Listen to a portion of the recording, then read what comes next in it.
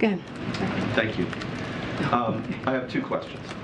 And one of the benefits of asking questions this late in the briefing is that you don't have to be concerned with advancing the story incrementally of the day. You can just ask about sort of broader things. So with that in mind, first on the communications team, and then on the so-called culture wars, where the president's communications are concerned, and I'm asking you because you work on his communications team and you're a professional communicator.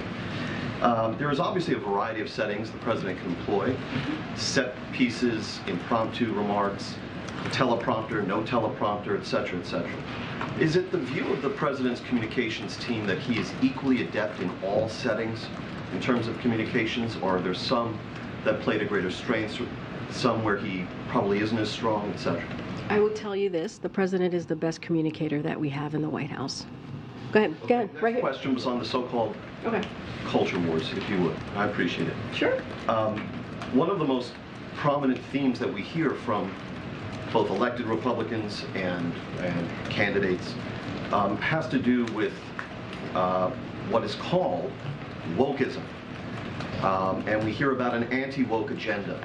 And this entire subject reminds me of what Supreme Court Justice Potter Stewart once said about obscenity, that he couldn't define it, but he knew it when he saw it.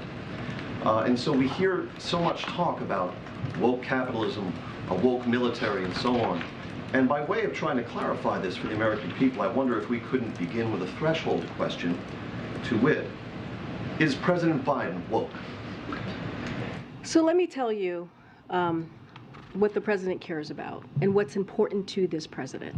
The president doesn't concern himself about what Republicans are trying to do in creating political stunts, in making an issue out of the things that they feel benefits them politically, not the American people, not what matters to the American people, but what benefits them politically for their own ability to move forward. What the president cares about is exactly what I just talked about and what he talked about at the legislative conference, which is how are we going to continue to deliver for the American people. You heard him say that at the State of the Union. You heard him talk about how the economy has grown the last 2 years, the progress that we have made. And guess what? He wants to continue that progress. He wants to continue to move forward to make sure that we lower the deficit, which he did the first 2 years by $1.7 trillion, and be fiscally responsible.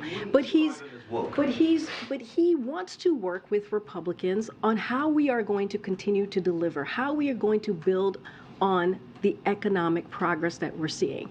That's not what they want to do. What they want to do is they want to cut Social Security. What they want to do is they want to cut Medicare, and they want to take us back and not actually deal with issues that matter to the American people. Can you imagine?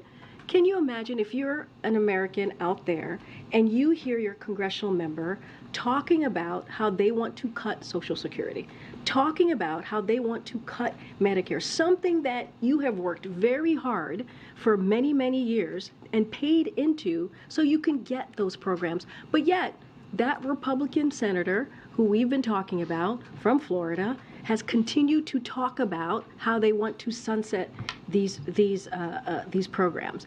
That's not what we're about. We're about fighting for these programs, and that's what you're going to see from the president, and that's what he cares about. Go ahead. Hi, thank you very much. I have a follow-up to April's questions about the TIL screening, because as you